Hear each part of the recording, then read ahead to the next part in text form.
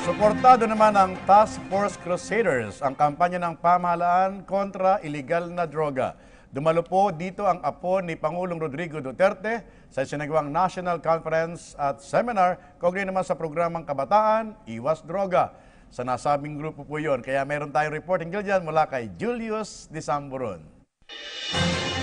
Sinang-ayunan ng Office of the Solicitor General Task Force Crusaders ang pahayag ni Pangulong Rodrigo Roa Duterte na ang droga ay mapaminsala para sa isang individual. Ika nga ni OSG TFC National Commander Retired General Romeo Maganto, ang droga daw ay isang dahilan ng pagtaas ng kriminalidad. Pagka nagtitake ng drugs, nabuburyo yung ulo, na ano yung brain.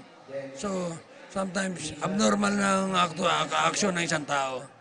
So, we advise them not to take drugs. Katulad nito, we organize our youth sector. We will train them to be future leader of this country. Parang advocacy ko na kasi yan eh. Even when I was in the active service, talagang gusto ko pabalawa lahat ng assignment ko. Tahimik, wala mga drug pusher, wala mga kriminal, at pampayapa ang paligid. Ipinaliwanag din ni Maganto sa PTV News ang kanilang responsibilidad sa bayan para makaisa't makatalima sa programa ng Pangulo para protektahan ang mamamayan at makamit ang maunlad na lipunan. Sa pamamagitan na din daw ito ng mahigpit nilang koordinasyon sa iba't ibang law enforcers. Pinaalalahanan din ni Maganto ang lahat ng member appointees at volunteers na tulungan ng Pangulo sa kanyang advokasya laban sa droga, korupsyon at kriminalidad.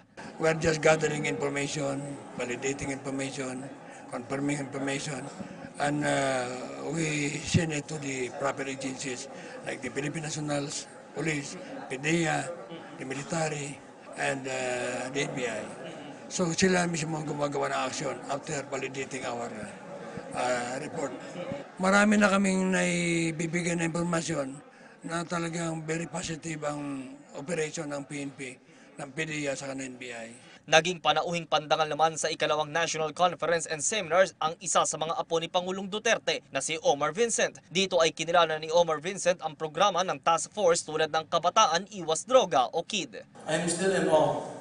15,000 members, all willing to serve and protect our fellow Filipinos without any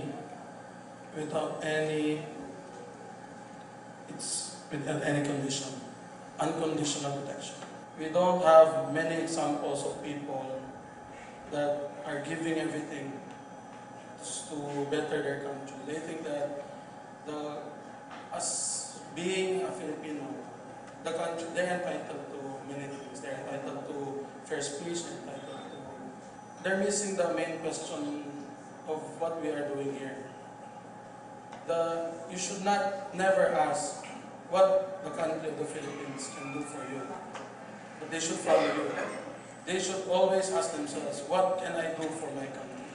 Magugunita ang Task Force Crusader ay nabuo noong nakaraang taon sa Bacolod City kung saan nagsisilbing Counterintelligence Unit ng Office of the President at Office of the Solicitor General ang mga volunteer members nito. Sa tulong na din daw nito, mabubuo ang volunteerismo at puso sa bawat isang miyembro na ngayon daw ay nasa higit 15,000 na. Para sa PTV News, Julius Disamburon.